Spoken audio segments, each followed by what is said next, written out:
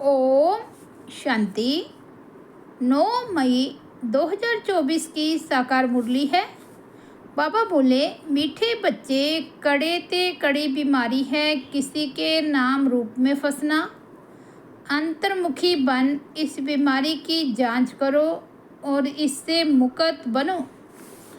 आज का प्रश्न है, नाम रूप की बीमारी को समाप्त करने की युक्ति क्या है? इससे नुकसान कौन कौन से होते हैं? उत्तर है, नाम रूप की बीमारी को समाप्त करने के लिए एक बाप से सच्चा सच्चा लव रखो। याद के समय बुद्धि भटकती है, देहधारी में जाती है तो बाप को सच सच सुनाओ। सच बताने से बाप क्षमा कर देंगे। सर्जन से बीमारी को छिपाओ नहीं, बाबा को सुनाने से खबरदार हो जाएंगे।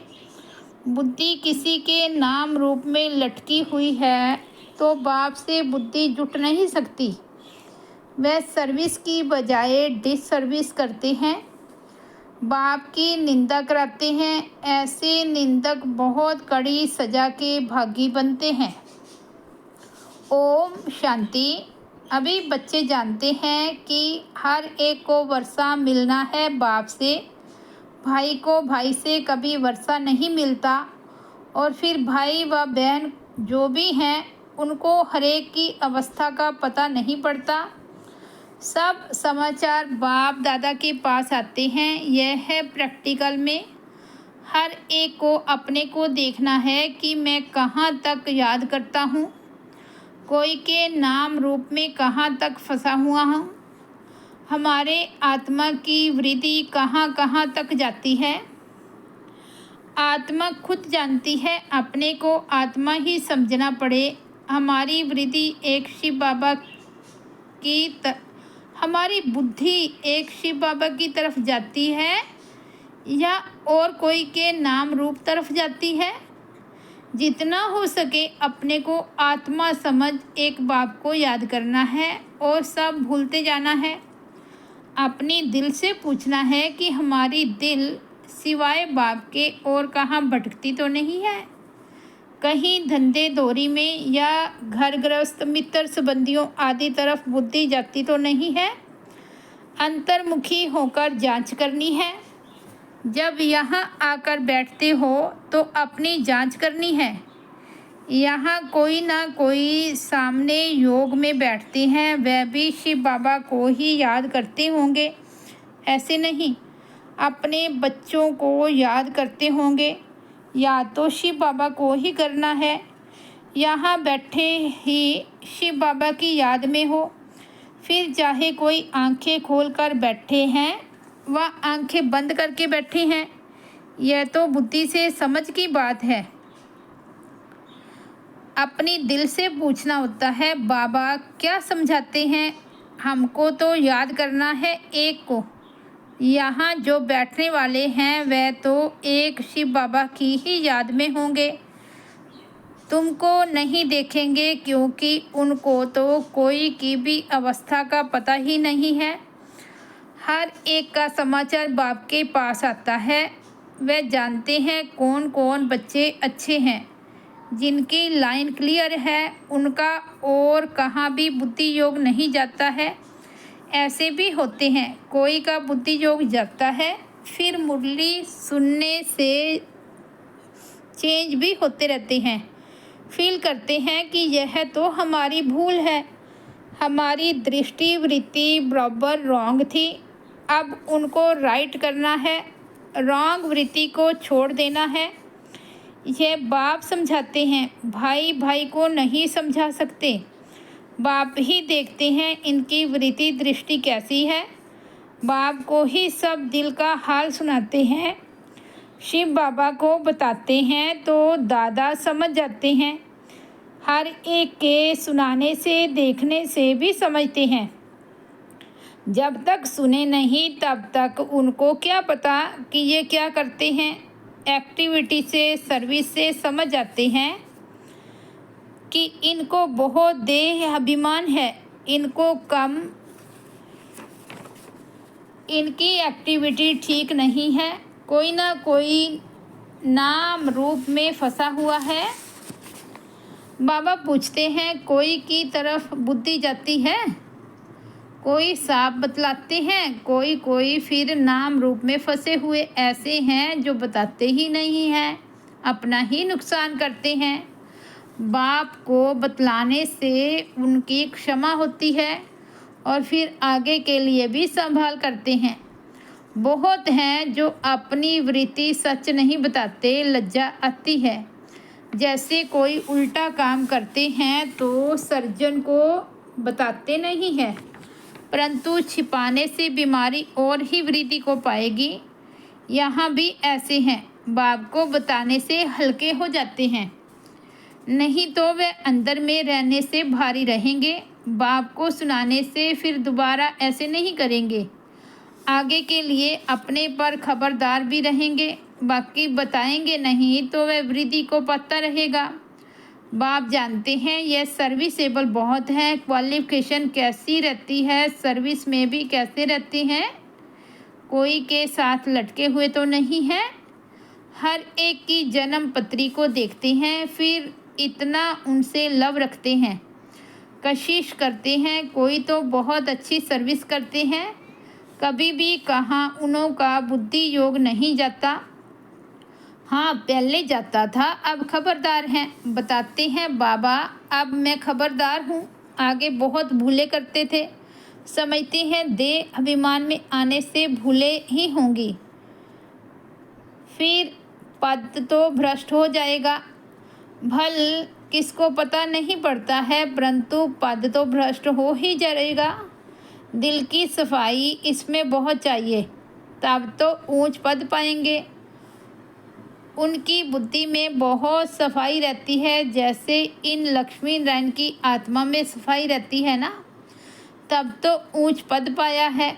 कोई के लिए समझा जाता है इनकी नाम रूप की तरफ वृत्ति बुद्धि है, देही अभिमानी होकर नहीं रहते हैं, इस कारण पद भी कम होता जाता है।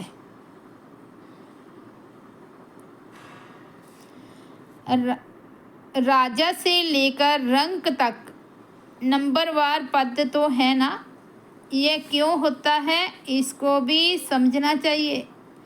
नंबरवार तो जरूर बनते ही हैं, कलाएं कम होती ही रहती है। जो 16 कला संपूर्ण है वह फिर 14 कला में आ जाते हैं। ऐसे थोड़ा थोड़ा कम होते होते कलाएं उतरती तो ज़रूर है। 14 कला है तो भी अच्छा, फिर वाम मार्ग में उतरते हैं तो विकारी बन जाते हैं, आयु ही कम हो जाती है। फिर रजोगुनी बनते जाते हैं, कम होते होते पुराने होते जाते हैं, आत्मा शरीर से पुरानी होती जाती है। ये सारा ज्ञान अभी तुम बच्चों में है।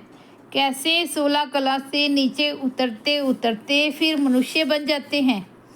देवताओं की मत तो होती नहीं, बाप की मत मिली, फिर 21 जन्म मत मिलने की दरकार ही नहीं रहती है। यह ईश्वरीय मत तुम्हारा 21 जन्म चलती है। फिर जब रावण राज्य होता है तो तुमको मत मिलती है रावण की। दिखाते भी हैं देवताएं वाम मार्ग में जाते हैं और धर्म वालों की ऐसी बात नहीं होती।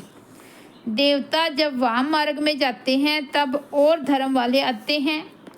बाप समझाते हैं, बच्चे अभी तो तुम्हें वापस जाना है, यह पुरानी दुनिया है। ड्रामा में यह भी मेरा पार्ट है, पुरानी दुनिया को नया बनाना, यह भी तुम समझते हो। दुनिया के मनुष्य तो कुछ नहीं जानते, तुम इतना समझाते हो, फिर भी कोई अच्छी रुचि दिखाते हैं, कोई तो फिर अपनी ही मत देते हैं। यह लक्ष्मी नारायण जब थे तो पवित्रता सुख शांति सब थी। पवित्रता की ही मुख्य बात है। मनुष्यों को यह पता नहीं है कि सतयुग में देवता पवित्र थे। वे तो समझते हैं देवताओं को भी बच्चे आदि हुए हैं, परंतु वहाँ योग बल से कैसे पैदाइश होती है ये किसको भी पता नहीं है।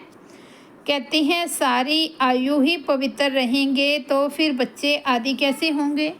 उन्हों को समझाना है यह इस समय पवित्र होने से फिर 21 जन्म हम पवित्र रहते हैं। गोआ श्रीमत पर हम 22 वर्ड स्थापन कर रहे हैं। श्रीमत है ही बाप की, गायन भी है मनुष्य से देवता। अभी सब मनुष्य हैं जो फिर देवता बनते हैं। अब श्रीमत पर हम ड्यूटी गवर्नमेंट स्थापन कर रहे हैं। इसमें प्योरिटी तो बहुत मुख्य है। आत्मा को ही प्योर बनना है। आत्मा ही पत्थर बुद्धि बनी है। हम एकदम क्लियर कर बताते तो बाबा कहते एकदम क्लियर करके बताओ। बाप ने ही सतयुगी ड्यूटी गवर्नमेंट स्थापन की है, जिसको पैराडाइज कहती हैं। मनुष्य को देवता बाप ने ही बनाया। मनुष्य थे पतित, उनको पतित से पावन कैसे बनाया? बच्चों को कहा मामेकम याद करो तो तुम पावन बन जाएंगे। यह बात तुम किसको भी सुनाएंगे तो अंदर में लगेगा। अब पति से पावन कैसे बनेंगे? जरूर बाप को याद करना होगा और संग तोड़ एक बाप के संग बुद्धि का संग जोड़ना है। तुम ही मनुष्य से देवता बन सकेंगे, ऐसे समझाना चाहिए। तुमने जो समझाया वह ड्रामा अनुसार बिल्कुल ठीक था, यह तो समझते हैं। फिर भी दिन प्रतिदिन पॉइंट्स मिलती रहती है समझाने के लिए। मूल बात है ही कि हम पति से पावन कैसे बने। बाप कहते हैं दे के सभी धर्म छोड़ मामेकम याद करो। इस पुरुषोत्तम संगम युग को भी तुम बच्चे ही जानते हो। हम अभी ब्राह्मण बने हैं, प्रजापिता ब्रह्मा की संतान। बाप हमको पढ़ाते हैं ब्राह्मण बनने बगैर हम देवता कैसे बनेंगे।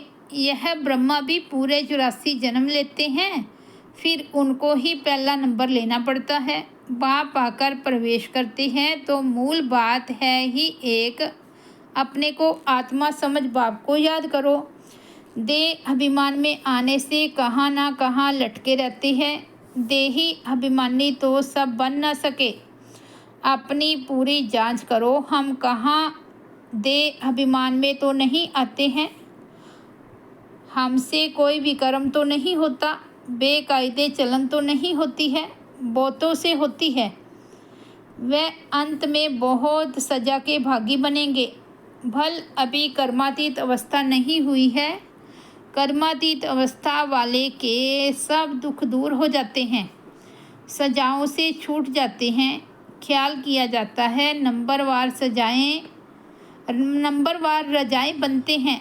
जरूर किसका कम पुरुषार्थ रहता है, जिस कारण से सजा खानी पड़ती है।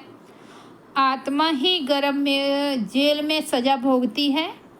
आत्मा जब गर्भ में है तो कहती है हमको बाहर निकालो, फिर हम पाप कर्म नहीं करेंगे।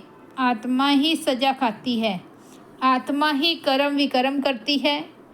यह शरीर कोई काम का नहीं है। तो मुख्य बात अपने को आत्मा समझना चाहिए। जो समझे बराबर सब कुछ आत्मा करती है। अभी तुम सब आत्माओं को वापस जाना है, तब ही यह ज्ञान मिलता है। फिर कभी यह ज्ञान मिलेगा नहीं। आत्म अभिमानी सबको भाई भाई ही देखेंगे, शरीर की बात नहीं रहती। साल बन गए फिर शरीर में लगाव नहीं रहेगा।